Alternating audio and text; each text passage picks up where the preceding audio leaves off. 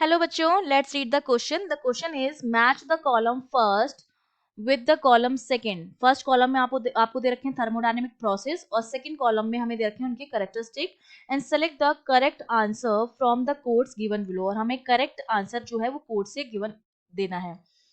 तो देखिए, इस क्वेश्चन को सॉल्व करने का जो हमारा की कॉन्सेप्ट रहेगा, हमें सारे के सारे जो प्रोसेस है थर्मोडायनेमिक की वो हमें पता होने चाहिए कि किस प्रोसेस में क्या कांस्टेंट रहता है. और इसके अलावा हमें पता होना चाहिए फर्स्ट लॉ ऑफ थर्मोडायनेमिक्स. ठीक है. और एक हमें पता होना चाहिए आइडियल गैस इक्वेशन. ठीक है, आइडियल गैस इक्वेशन. अगर ये चीजें पता होंगी तो मैं इजिली बता दूंगी कि हमारा कौन सा आंसर करेक्ट होगा.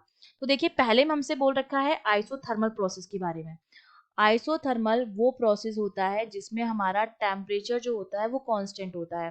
टेम्परेचर कांस्टेंट है मतलब delta T zero, change in temperature zero. और हमारी जो इंटरनल एनर्जी होती है वो टेम्परेचर का फंक्शन होती है N C V delta T.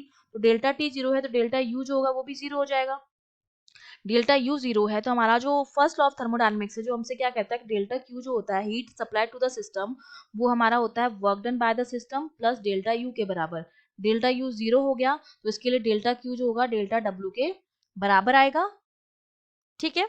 तो देखिए, आइसोथर्मल में हमारा टेम्परेचर कांस्टेंट रहता है तो ए वाला मैच करेगा मेरा सेकंड के साथ. ठीक है. अब दूसरा है आइसोबारिक प्रोसेस. आइसोबारिक हमारा वो प्रोसेस होता है जिसमें हमारा प्रेशर जो होता है वो कांस्टेंट रहता है. ठीक है.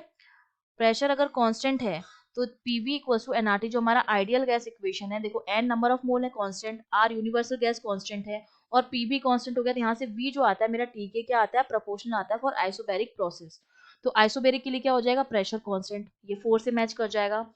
ए में 2 है, बी में 4 है. तो ऐसा हमारे पास कहाँ है, सी ऑप्शन में. तो सी ऑप्शन जो होगा हमारा करेक्ट होगा. बाकी दो भी हम चेक कर लेते हैं.